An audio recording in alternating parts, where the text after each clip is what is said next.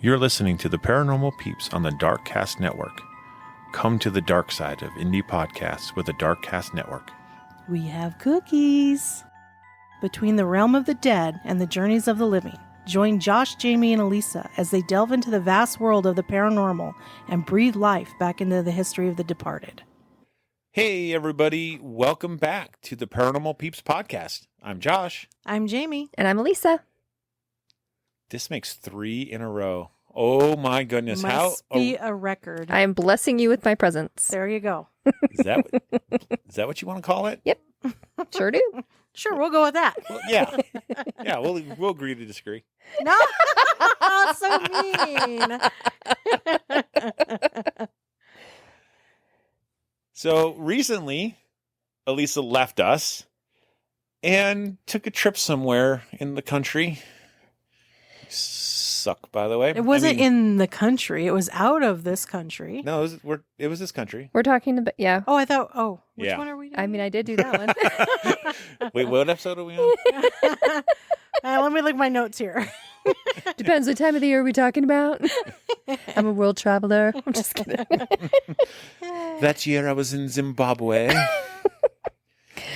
So, you know how I believe it was 2 years ago, we had an episode in October about Salem and Massachusetts, and we talked about I want to go there. I want to see all these things. Well, I did. She went. She I left did. us and just went there by herself. I went in August. And see, but now I know all the cool places to go. So when we go with her. Because I was only there for 4 or 5 hours. That was it. That is not enough time. That is Oh. not enough time. I Maybe literally, 4 or 5 days. no kidding. And I felt like home. Like I wanted to go there and just stay. It was like fall in August. Oh, that's awesome. They gave you the fall vibes. But yeah, it was amazing. So we are going to talk a lot about Salem and witches and some of the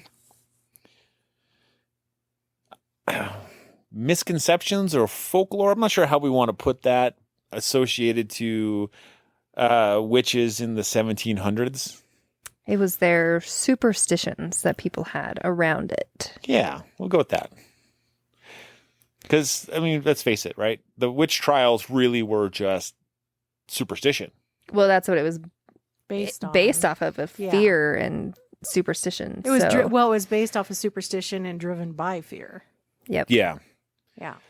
So before we get into that fun part, we want to hear just some stuff about Salem and how awesome it is. Yes, and what you did while you were there in Salem.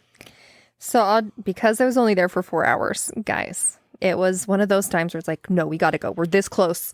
We have to go. I was with another friend. And so our first stop was the witch house. So the witch house is that classic black looking house in Salem. It's one of the original houses there, one of the last original houses there. So that's why they're keeping it as a museum. But it looks like a witch's old house. And it was actually, I believe, a judge's house. It wasn't even a witch's house. It was one of the judge's house. And we did a tour through that and read all about these crazy superstitions that people had.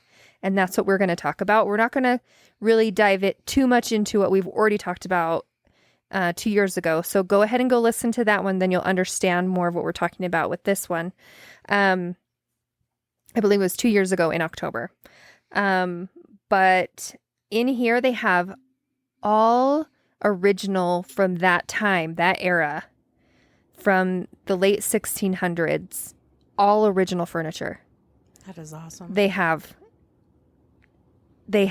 books, like the witches' books that they used to have back then in a glass case. They have... Are these real witches' books or are these proposed witches' books? These are it. And then they have copies of the original documents of each person who was accused of being a witch or a warlock. So they have all those papers out there that you can actually pick up and look at and see what they wrote. It looks legit. They made them look so good, but they are copies of them.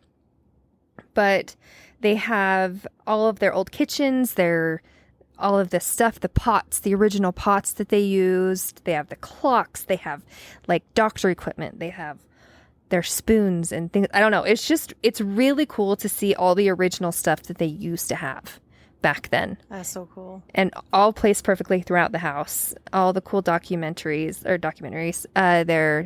documentation of why they did what they did.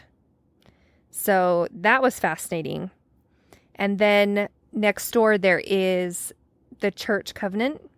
So it was the first church to have a congregation in the United States. Wow, that is. Isn't that amazing? That's pretty cool. Yeah. So I think they were just meeting in people's houses before that then. Yeah. I mean, you think that people were coming here for religious freedom, so they were having church services and meetings and stuff like that. That must have been just meeting in people's houses instead of having a building. Right. Yeah. So I think it was 1629. And then they put and it's still working today as a church. Like it's still going. And they put this monument up on August 6th, 1979. But yeah, the first church congregation in the United States. It looks like a castle. It looks really cool. You realize that in 4 years, that will be 400 years old? That is crazy. That's nuts to think about, isn't it? Well, for us in the United States, Especially. Yeah. that's probably one of the oldest structures. Yeah. You know what I mean? It's still standing, right? Yeah, it is. And Not for it Europe. will stand for a long time, it looks like. So then right after that, we walked over, and all this was pretty close together. We walked over to the Ropes Mansion and Garden. And if you know what that is, it's the Hocus Pocus house. It's Allison's house, where they go trick-or-treating in the big white house. So That's where they have the cauldron of candy right in the Yep. foyer, right? right, and those amazing suckers. I wanted one of those. Anyway, this house is so much bigger than what it looks like in the front. It is twice as big in the back. There's a whole nother section in the back that is twice as big. It is huge. And in the back, they have this beautiful, amazing garden that is also supposed to be haunted. But it is gorgeous. So we went and walked through the gardens because, back then they would stroll through the gardens. That's what they did. Yeah. And if you didn't know this, and I didn't know this till I went there, but the reason why Salem got its name, like, more popular is because Bewitched was filmed there. Seriously? Yeah, that's where Oh, Bewitched I like started. that show.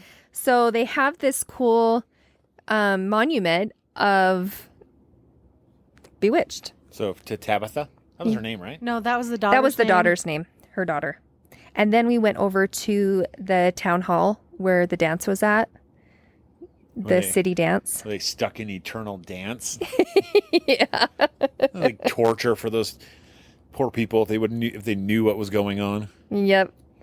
But so we stopped off at all of the like iconic places. They do have the original house that they used to film, also the outside of it, of the main part of Hocus Pocus, the boys' house. Oh, right. But that was like way further out there. And I was Yeah. surprised because it is right next to the water. Really? Yeah, they don't show that in the movie. It doesn't look like that in the movie, but it's right next Oh. to the water. Huh. The magic of Hollywood. Right. But I didn't get to go to that because it was too far away.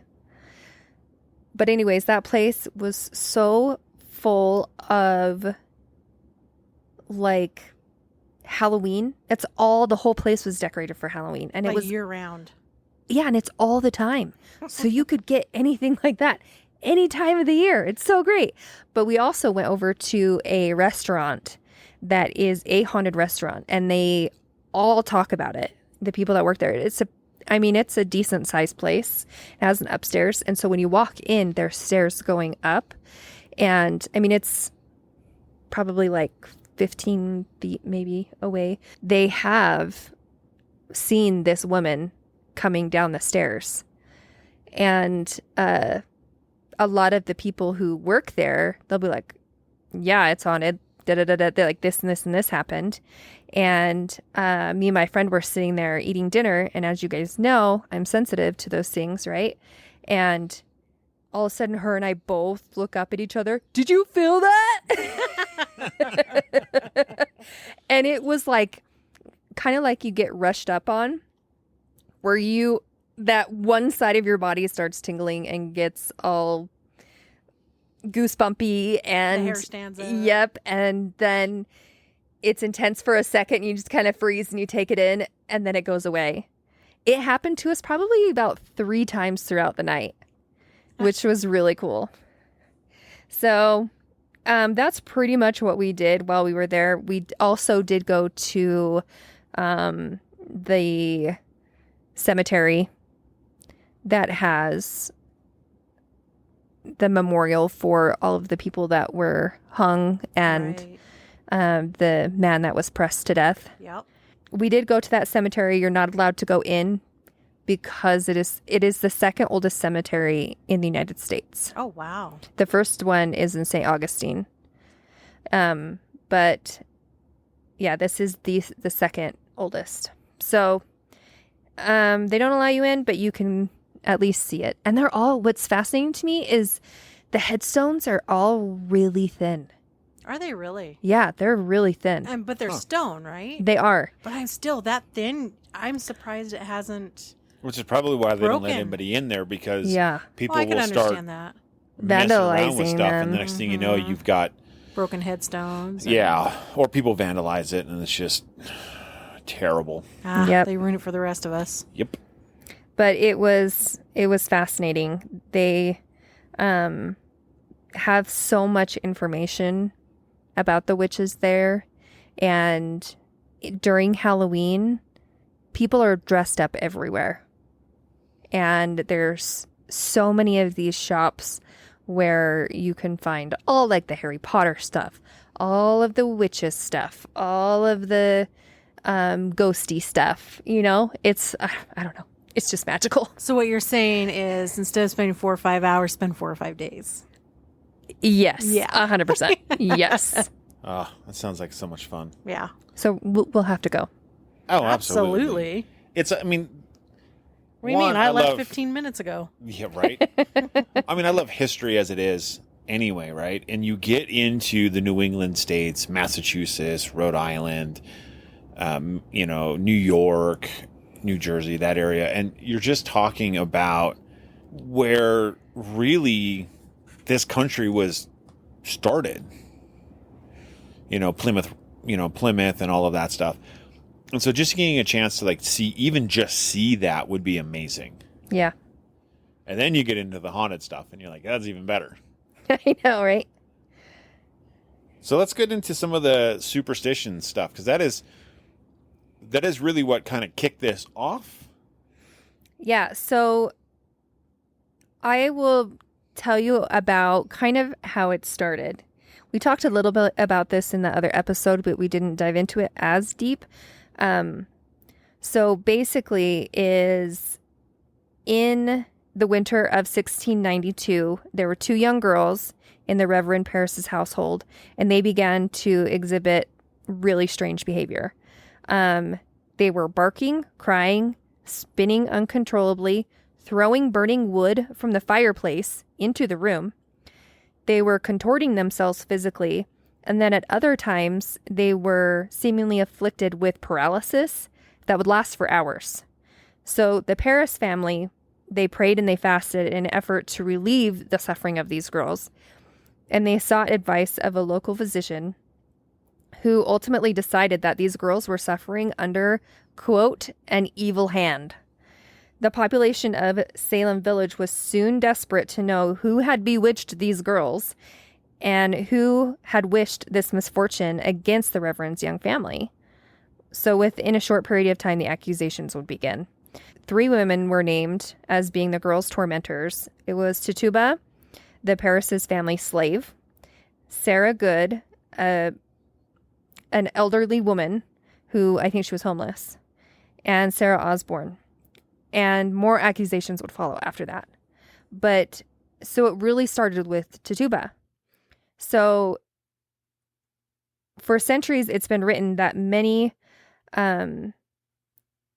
that there were many magical practices of Tituba that opened the door to the witch hysteria in 1692. Countless times, writers have claimed she shared stories and spells from her native Barbados in the Paris kitchen, and it was these fearful exchanges that caused the children to be plagued with these quote fits. But research has shown, however, there's no evidence to support that at all. She's never said to have done those things by her accusers or anyone involved in the trials. Instead, she is accused of the same thing that Sarah Good and Sarah Osborne are accused of. They're accused of flying through the night and tormenting children. Oh my! So they were the original Sanderson sisters. Totally, it's the Sarah. It's the Sarah. There's 3 of them, right? Yep. It's the Sanderson sisters. Yep. So that's really how it began. So what I find interesting is they had, and we didn't cover this in our first episode, but they had a way of determining whether or not there was a witch around, and they would use what's called a witch cake. Yep, we didn't talk about this. We did not. So a witch cake is a cake made from the combination of rye meal, ashes, and urine. Gross. You'd be surprised, guys, how much urine is involved in this. It's a urinal cake. It is. It's so gross. It is the original urinal cake. Right? So what they would do is they would feed it to a dog, which was then thought to be the familiar of the devil or the witch in this case, and in hopes that the dog would reveal the name of the witch. And that it's like teeth would bite into the witch. Oh, weird. Right. And so they did this for Tituba, right? In 1692, the neighbor of the Paris family, she ended up helping make this witch cake from the urine of the 2 girls. Gross. So gross. Here's the thing. I wonder how they did it back then. Like, you know? But Here would be a goblet. Pee in it. I don't know. I mean, obviously they didn't go into the.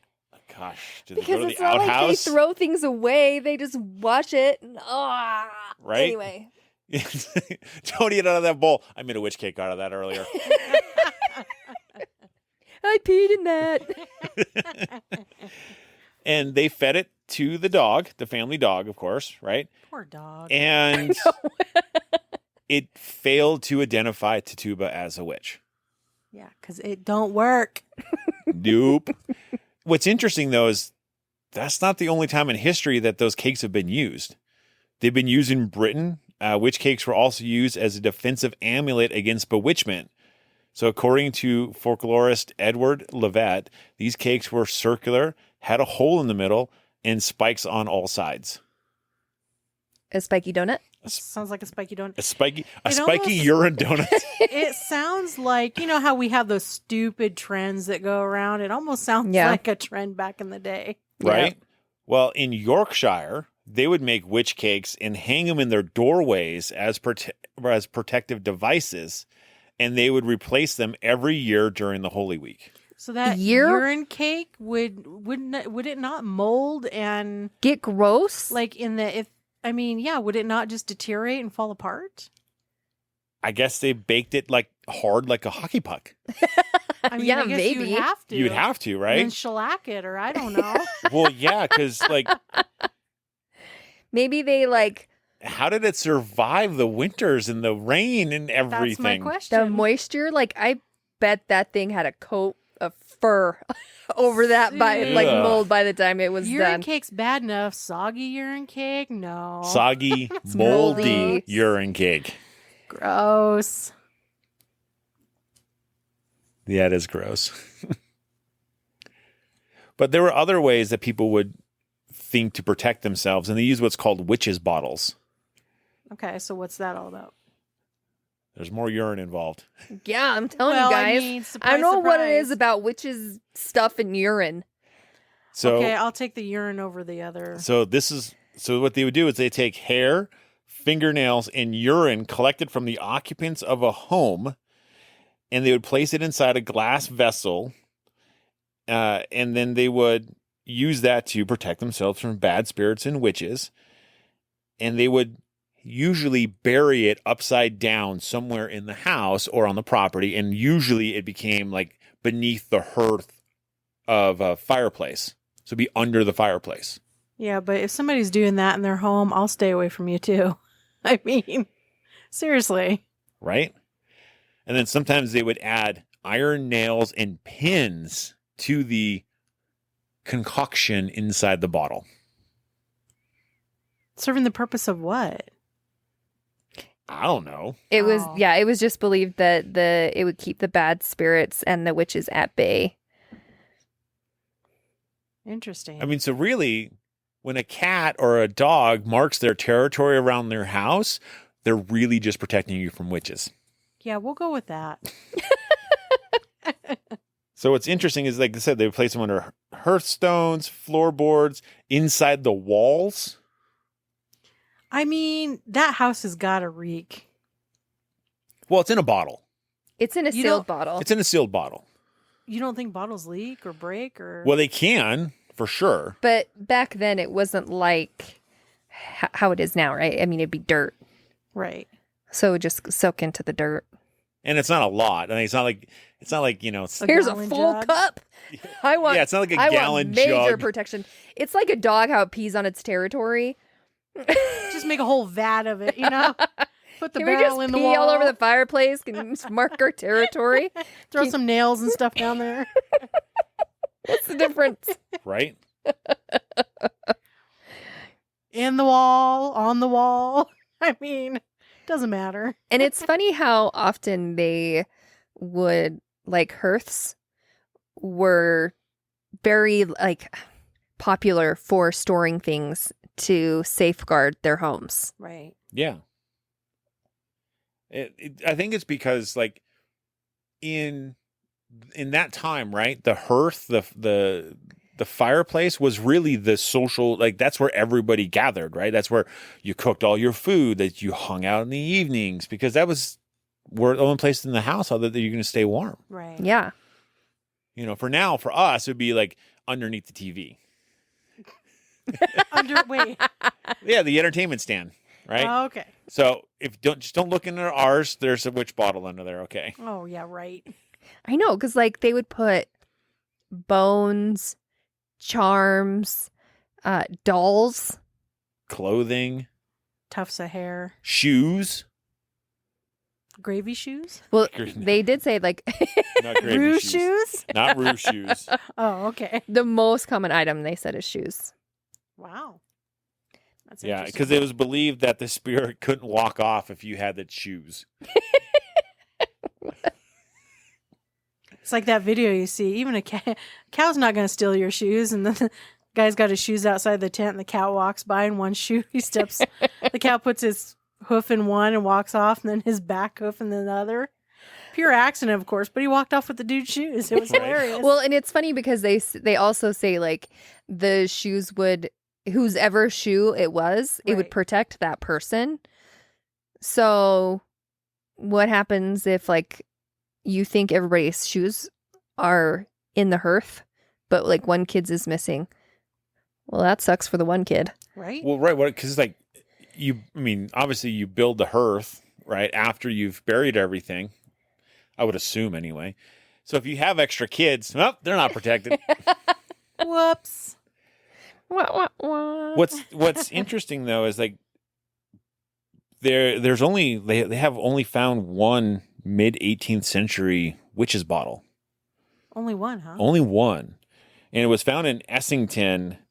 It's called the Essington Witch Bottle, which was found the Governor Prince Park excavation in 1976 on Tinicum Island in the Delaware River area.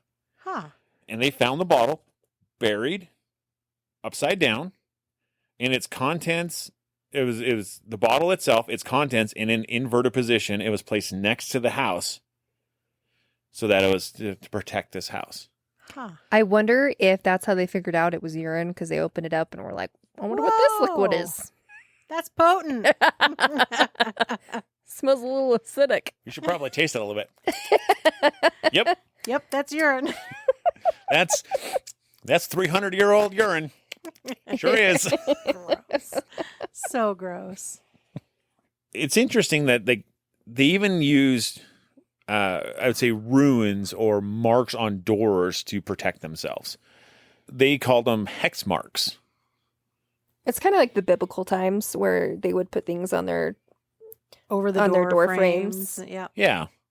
So these actually look like the Roman numeral 10, which is just an X, right? Yep. Or two triangles with a line across the center of it. So think of an hourglass on its side. on its side with a line through the middle. And these were believed to ward off the spirits of deviltry. So the spirits of the devil. Okay. And it was like, if you had that, then it was that you believed in the actual Puritan ways. And if you didn't, then it was like, you don't believe. And you Non-believer. you could be more likely considered a witch. So Wow. you need to, in order to protect yourself from that too, Right. you'd want to put that above your door or somewhere on your house. Because I know some people would also put it like on the sides of their house, and they would put it, make it an iron or whatever. Right. If you didn't have it, dun dun dun. We're talking an 18th century peer pressure. Yeah. Basically, that's what that is. Yeah. Oh, you don't have that on your house? You're a witch. Oh, so I noticed you don't have that symbol anywhere. Yes, I do. See? It's right here as you're carving it. Oh, man. So what's interesting is they have a place called the Salem Cross Inn, and they have like a hex marks there. And what's interesting is that they actually have pancakes with the hex marks branded onto the top of the pancake. That's funny. It's like Yeah, I but want it's to go. supposed to be a protection thing, right? Yeah, Because when I know a lot of people, when they hear the word hex, what do you automatically think? yeah. You're thinking it's the negative aspect of it, Yes. right? Yeah. So a hex mark would protect you against the Yes. hex. That's what's on your pancake. That's what's on your pancake. So your pancakes protect you from witches. From the inside out. 'cause Until you you gotta eat them. Until you take a dump and Until then you poo them out. Yeah, then you got to get a new one. Then you better go refill. Yep. Just ask for extra and get a to-go bag.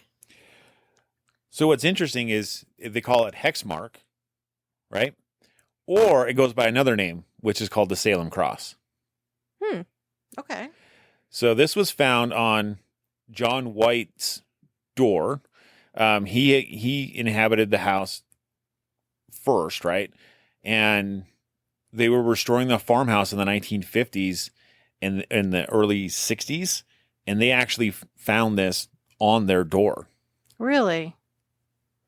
which is kind of really neat because that they've had it there, Right. must believe in being Puritans. right? And then eventually they actually took that house and they renamed it the Salem Cross Inn. Interesting. So that building was original, and they Yeah. had the Salem Cross on the front of it. Huh. Cool. That's neat. I just want to go there and eat the pancakes. I want to go eat it. Well, I want to eat again at the haunted restaurant. How many places are haunted there? All of them. Every one of them. There was another piece called The Charm of Threes. What is that?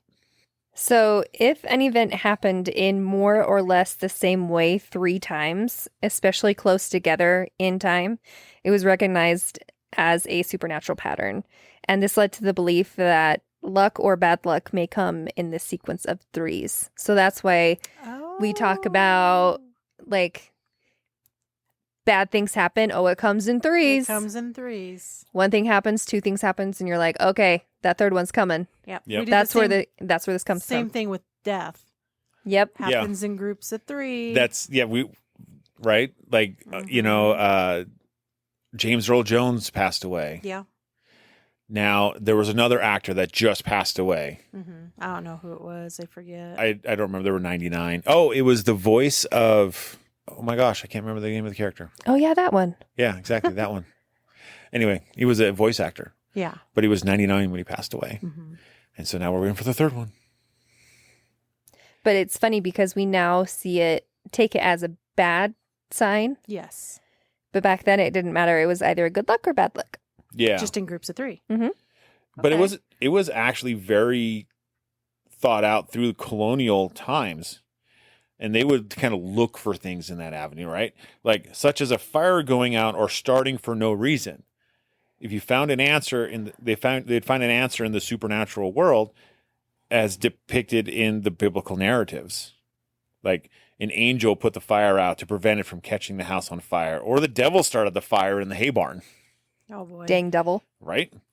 And once the supernatural was accepted as reality, any seemingly inexplicable event, such could be described as if a piece of wood fell out of the fire onto the hearth once, and then a guest knocked at the door. That might be coincidence, but if it happened more than once, and to more than one person, that was a sure sign of supernatural energies at work. Oh, my.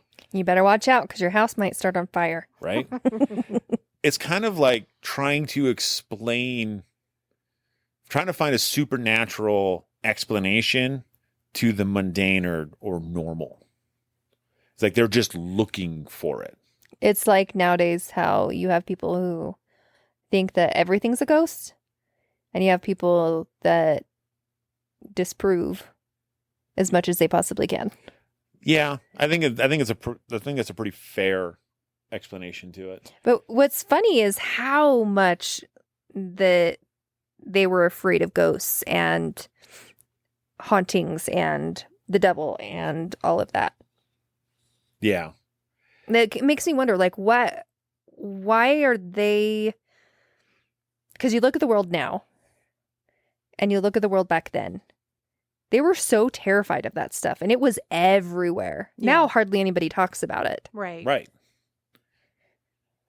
Yeah, that's interesting. I mean, I don't know. It's just kind of like, maybe it's because we have more science now, right? Like we can explain things scientifically, whereas then, yes, there were still science, right? But some of the things, there wasn't a scientific explanation for it at the time.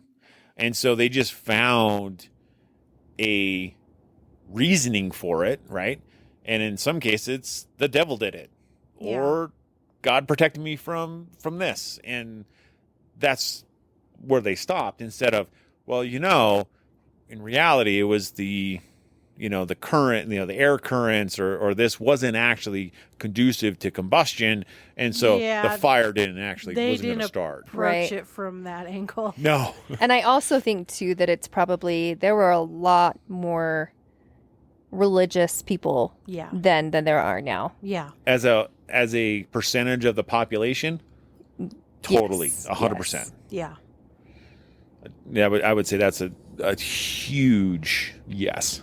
That's a huge factor in it. Yeah. Well, yeah, I believe so. Mm-hmm. The interesting thing is they had other ways of protecting themselves against evil, right?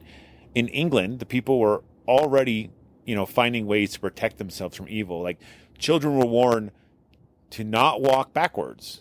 The English believed that a black cat brought bad luck.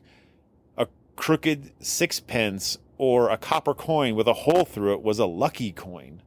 Horseshoes were nailed behind doors to counteract witchcraft. Okay, who came up with that? Who thought that was a great idea? The one who didn't have it fall on their head. A hagstone with a hole through it tied to the key of a stable door protected the horses, or if hung at the head of a bed protected the farmer. I have a rock with a hole through it, You should hang it at the top of your bed. but it's not like a small stone. It's like a size of like my fist. Remember? Got it in Oh, yeah. California on the ocean. Yeah, that got was a hole really right that was through the really middle. cool. Oh, that's awesome. Hang that sucker above your bed. Maybe you'll be able to sleep at night. Yeah, just don't hang it too low. Run into it face first. And make sure whatever you tie it with is very strong so it doesn't fall in and clock you in the head. Right? I know. The interesting thing is, like, they had glass balls that they used for protection. So these gazing balls were placed along the outside to take advantage of natural light. The way the glass interacts with the light is clearly one of its superpowers. Which, I don't know, it's always kind of cool watching the way light refracts inside of and I different think shapes it's of glass. Yeah, and I think it's also like it is distracting. So they would think that it would distract the witches, like it would pull their souls in or something to get distracted with it, and then they wouldn't be able to come out. Yeah. Yeah, they said these witch balls were also, or which are still sold as decorations, but they were serious wards back in the day. They could be clear or patterned, filled with witch-fighting herbs, urine, I know, it's this dang urine. Always urine. fingernail clippings, or with colorful threads. The threads would form a pattern that would fascinate the witch. And the witch would get lost following the pattern and be forever trapped in the ball. Presumably, the patterned witch balls were duplicating the effects of the thread. They must not have been that creative. I think the witches were really stupid. They're like, ooh, thread. Ooh, oh, I'm lost. I'm trapped. Yeah. So weird. I think they think they were cats, to be honest. I think cats are smarter than that. Well, because that's what they associated witches with were black cats. Oh, Well- we're witches. So they would also put a hot iron into, like, with their cream, and during the churning to expel a witch, because of course it's going to be that witch is going to be in your cream. Yep. And they would put a cross in their bread dough to dispel evil spirits, because That's where you get hot cross buns. There you go. Yeah, because the buns have a cross in them. Yep. There you go. Expel that witch. I always personally thought of it, putting crosses in like food that I'm preparing or anything, that was more a way of blessing, like a blessing, I not think that's more. how we would see it. Not more so. Expel the demons from my pot pie. If you put a cross in your pot pie before you eat it, the calories don't count. Because I'm sure that's exactly what they were thinking about back That's then. exactly what they were thinking about back then. So, witches were thought to enter your house through any unsecure opening that you had. So that's why the hearths were so important. But they would go through doors, windows, in your chimneys. Mm-hmm. So they said most likely it was going to be the chimney. Because you can't close it off. You got to keep it open. Yeah. And it couldn't be locked or closed. So often a stinky pair of shoes would be put high in the chimney. Too bad they didn't have Josh's shoes. Right? Would have cleared out the whole block. Let's fire that fire up and let's let that whole block smell. You're all protected. I could protect a town with a can of beans. Yes, you could. You just fart in your shoe. Didn't they have what they used to call those witches' windows that were slanted? You ever heard of those? Uh-uh. Yeah. They're witches' windows and they're slanted on the upper floors, really weird. Yeah, because they couldn't figure out how to get through the window. Because the witch couldn't get through the window Oh right. my gosh. flying on They her broom. probably thought they were dumber than a box of rocks. Like, what Apparently the they heck? did. I know. Follow my string in my glass ball with my urine in it. Because I know you like urine. Oh, What see, the heck? it would start out clear and then it would slowly turn orange and dark Oh, and brown gross. and black. Oh, Ew. Gross. Did you know with the glass stuff that they even made rolling pins out of glass and do the Really? same thing with rolling pins? Can you imagine that pea sloshing around? As you're As rolling out your dough, your bread so that you can put your cross in your bread. I make my biscuits. Slosh. Gross. making my gotta witch leave. cake. So And they hung them in their kitchens, and sometimes they would fill them with salt, also protective herbs, and they also would not put any salt around them on the ground or whatever because they thought that was just a huge waste. So don't throw your herbs and your salts. It's just a waste. Don't put them on the ground to protect your house. Put them in glass pea jars. Do it. All right. You heard the lady. Good advice. I'm going to Walmart. I'm buying some mason jars. I'm getting me some herbs and some salt. And then you're going to pee in it. And I'm going to pee in it and I'm going to put it in front of the garage to protect the house. Are you going to be going and doing this and getting an apartment for yourself? Or No, it's where we live now. No. There's no we if you're going to do that. No, there's a lot of we. There's going to be we in the jars, but it will be in a different residence. I'll stick to salt. Fine, I'll bury it outside in the ground around the property. Yeah. Or you just pee on the grass. I mean, I do that already. Lewdness. So they would actually also do glass walking sticks, like walking canes. You're filling with pee? No, they would just. Thank goodness. Darn. I can imagine the process in that one. But they would hang it above their doors or put it in their entryways. Okay. It's I kinda mean, neat. we were putting pee in everything else. I just figured glass walking stick. Right? pee. They were like, no, that one's too difficult. It makes it tougher, so we're just not going to pee in those. Oh, man. Because if you think about it, if you put anything liquid inside something like that, you'd have to somehow try to close it off. Yeah, Then you have to put it back in the fire. Like, But what do what you about do? the rolling pin? You're rolling out your dough and the pee leaks, and now you got a urine cake. How you manage that one, I don't know. You just made a witch cake, so we're good. Urine cake. Gross. So that is some of the way food was used for good. What are some ways that they used food for, I don't want to say evil, right? But for let's call it for bewitching. Or, personal. Or wants. beguiling. So, these are food superstitions, obviously. So an ingredient that they used in many of their ointments or even their plasters, or it was considered a kind of standalone cure for gout. Okay. Okay. It was human fat. And they would mix it with herbs, human, animal, or insect remains for a variety of ailments like headaches, convulsions. It was supposed to help and cure those things. Hey, got any little leftover grandpa leg? I got a headache. I need to rub it on my head. Hold on, let me get it out of my freezer. Hold on, let me go get some herbs from the garden.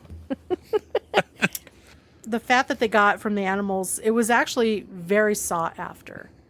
The public, obviously they'd use it in a lot of things, right? I wonder if that's where they started using human fat to make soap. Well, yeah, I mean, I could see it. I mean, it would make sense. Yeah. Or to make candles. It'd make me worried about who's feeding me meals, trying to plump me up. Right? A witch. Making me nice and chunky. A witch. She's going to bake you in the hearth. This reminds me of Hansel and Gretel. Right? So the executioner, and I know Josh I think you touched on this earlier before we started, but he was the one that would prepare such morbid offerings. So he was the one that after he would execute somebody, he would go in and harvest the fat. So you're telling me he's a serial killer. Mm-hmm. Pretty much. Well, I think he was an opportunist.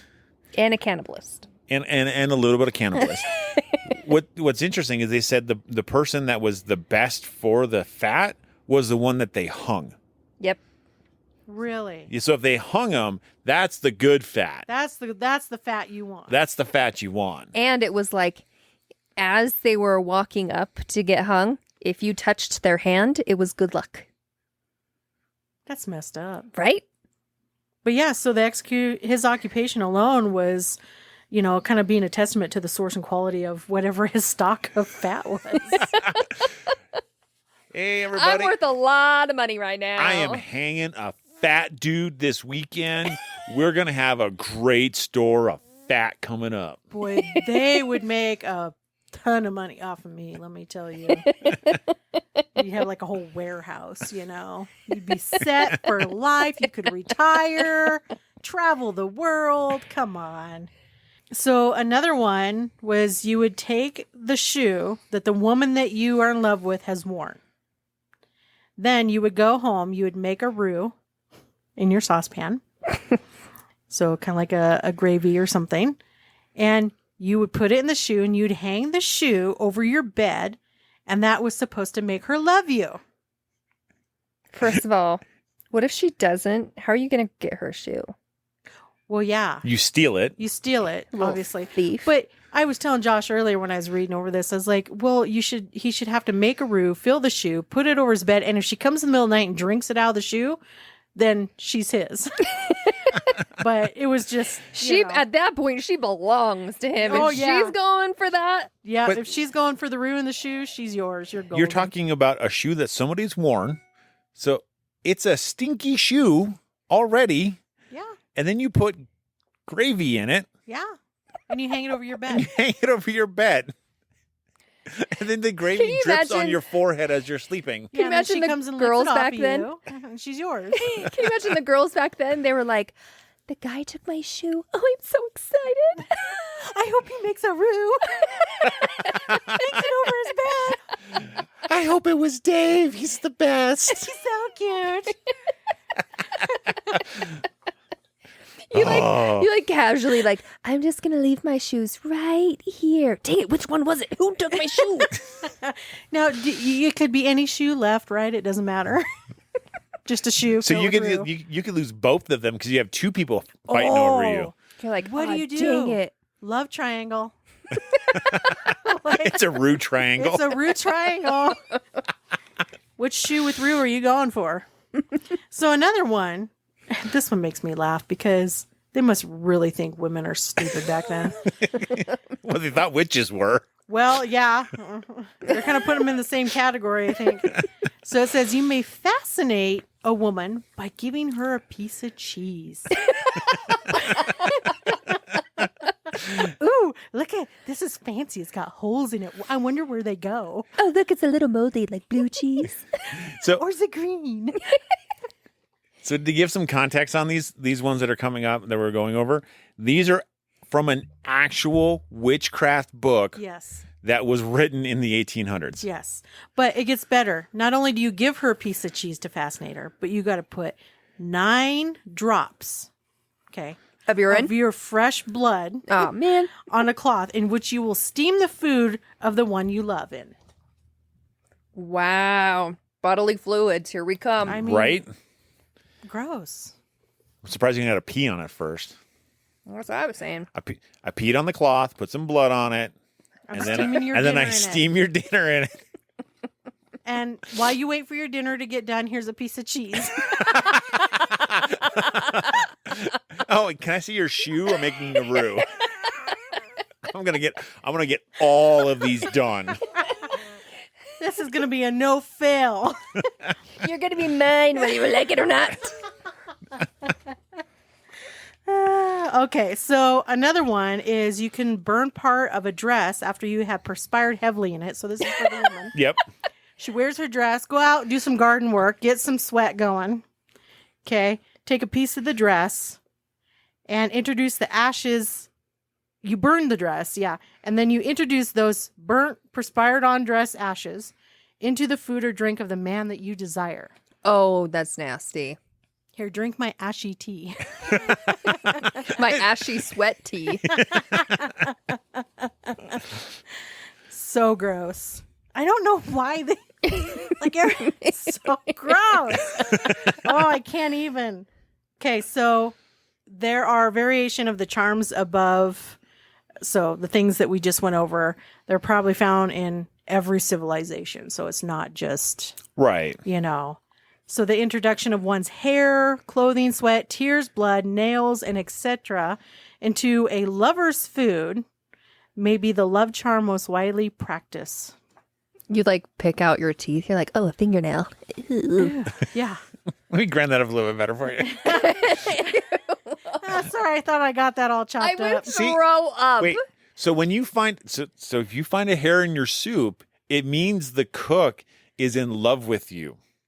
Not that a hair or the waitress or somebody's in love with you inside the restaurant. Well, right? you may never know who, because that goes as far back as the sous chef, the chef. Exactly. the That was waiter. just the cook at the time. He Yeah. was like, that just means I love you. Yeah. Right? It's not gross. It's not disgusting. It's not disgusting. They're trying to win your affection by There you leaving a go. hair in your soup. But it says, and for no obvious reason, these things are used primarily by women. No so the women obvious- are doing it? Yeah. Well, the women's were they were the cooks. the perspired dress. Well, yeah. Yes. The women were generally the cooks, right? So they're going to more than likely do this part. Maybe that's what the mom said to their kids, and their kids grew up being like, hey, if there's a hair in there, that means she loves you. So gross. Means I slaved over this food all day long. There's some sweat, blood, and tears and hair in there. And urine. Always the urine. I couldn't stop to use the restroom. I'm doing it all in your bowl. That tells you how Oh. much I love you. That's how I much didn't even care. stop to go to the bathroom. I just put it in your food. Enjoy. So it says that you may also introduce perspiration directly, either by wiping your moist body with an item of food. Ew. So here's my fascinating piece of cheese. Here's, I'm going to wipe it on my armpits and my boobs. here's my sweat pound cake. And yeah. That's so gross. Why is my bread soggy? My cheese is extra salty today. Smells like secret sauce. So gross. It smells like love. But yeah, so usually you would wipe your moist body with an item of food. Usually an ingredient that goes in a cake or a potion, or if you are much more, inventive or feeling much more creative, you can take a hot bath, then powder yourself with flour. It's my special roux. It's Rue Brew.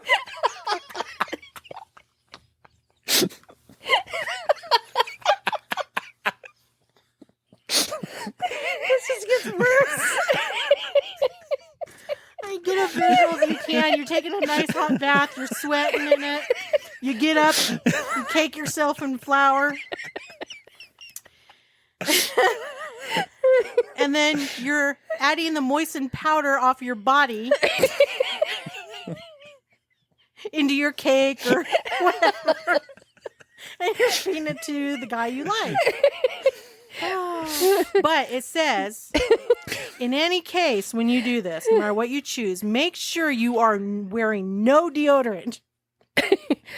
It seems highly likely that deodorant used as a magical ingredient would destroy your love. I'm extra stinky today. I love you so much. I didn't wear any deodorant for you. While I'm making your cake, I'm going to take a bath. And then I'm going to roll around in flour. And I'm going to scrape it into the bowl for your cake. Bon appetit. No need to add salt. It's already in there. It's so moist.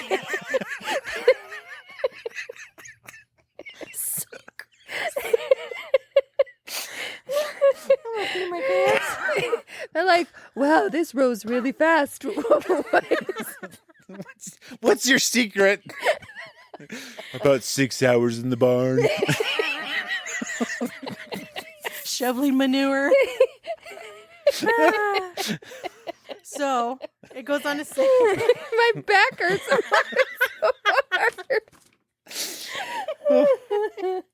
Oh my compose ourselves now. We got to get through this. We got this. Okay, so it says finely ground hair and nails are often added to a cake to be fed to the man who is the object of the charm. If you are able to obtain some of his hair or his nails, add them too. If you get enough body parts, just shove them in the cake. Put it all in there. They lose a finger, just grab the whole thing, shove it in. Just shove it in there, bake away.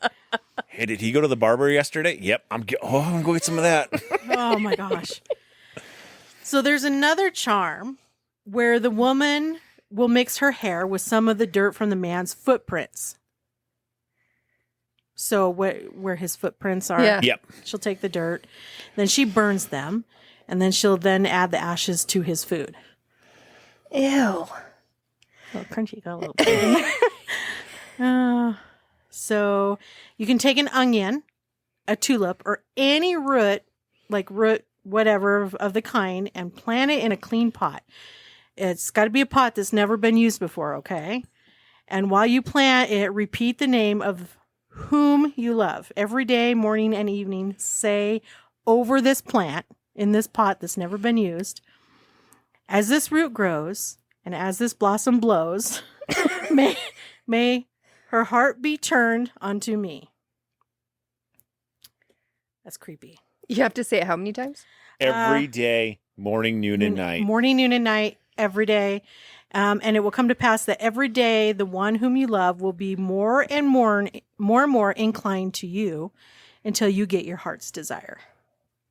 See, that's Obsessed more doable. much? I know, but I mean, on top of it, after you're feeding them your hair and your nails and your body sweaty flour and this special roux and fascinated by cheese and come on. Hey, I'll take the onion any day. I'll do the onion. Yeah, I'll do that one. So to win the love of a woman, you take salt, cheese, because it fascinates her. So you take salt, cheese, and flour, and you mix it together. It sounds like you're making a Cheez-It. Right? It is. Salt, flour, cheese. Hey, that'd win my heart. Right? So you put it into her room, and she will have no rest until she sees you. She'll be like, what does that smell? Cheez-Its? I smell Cheez-Its. Oh, those are crazy. They're a hoot, though. They are a hoot. It's so much fun. And walking around like, I smell blue cheese, sweaty feet. Somebody loves me. So am I going to go in the room tonight and go, honey, is that my shoe with some roux? Aww. It's going to be hanging over You my side of the bed. still love me. You made a gravy, not a roux. You're in trouble. Lumps? There should be no lumps. There are no lumps in a shoe roux. It's like, honey, I was trying to go so fast. I was sweating. I was covering myself in flour and I was scraping it off into the roux. Oh, no. And then I'll question him about the lumps in the roux, and he'll be like, oh, look, honey, there's a piece of cheese. And I'll be like, wow. Cheese. I'm so fascinated.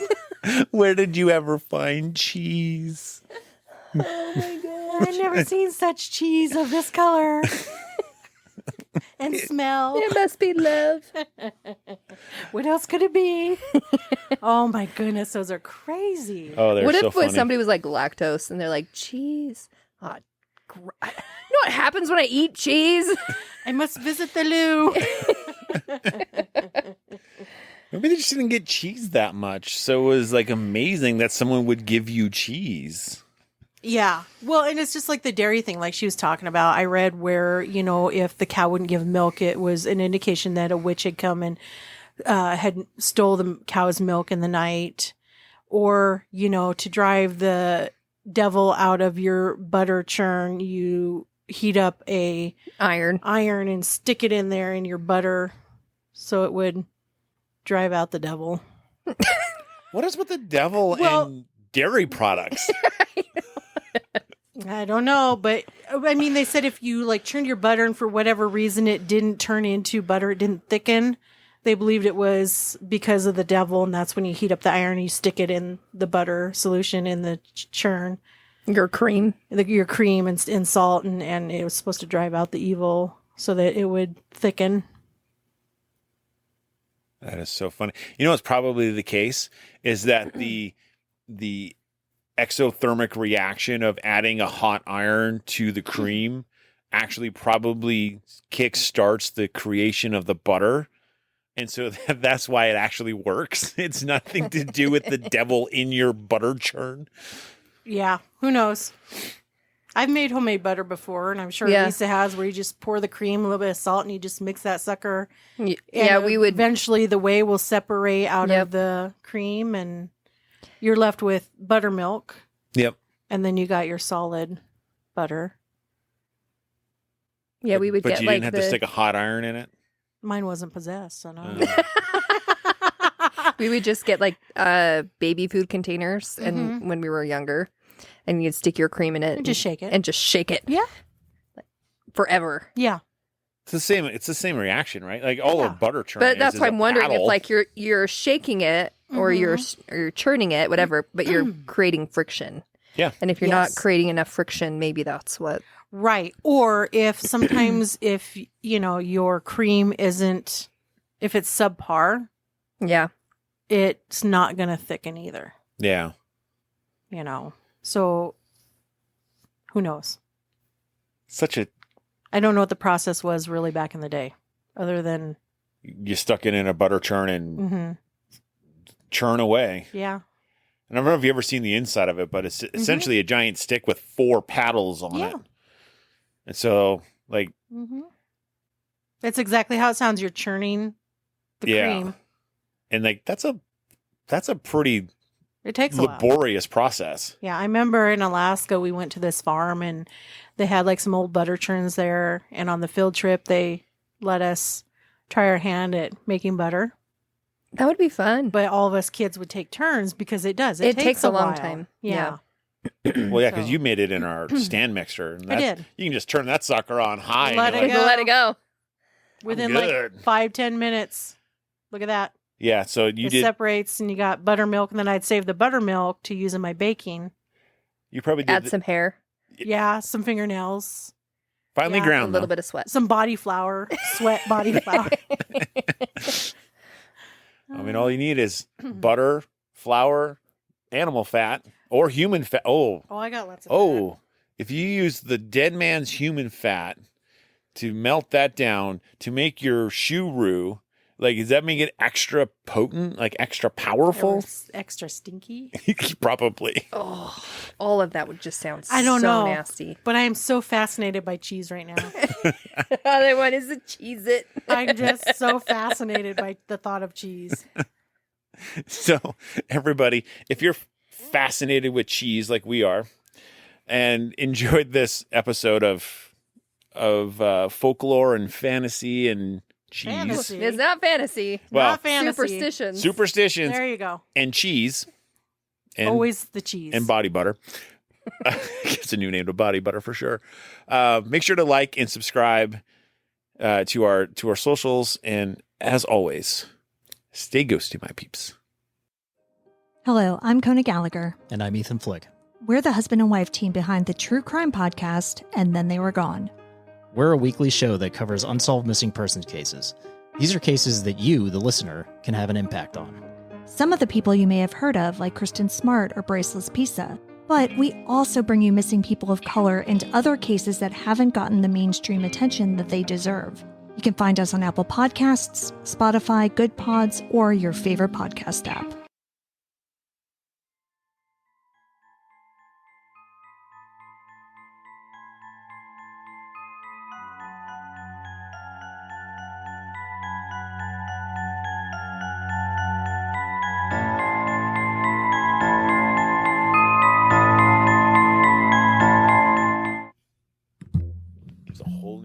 Body butter.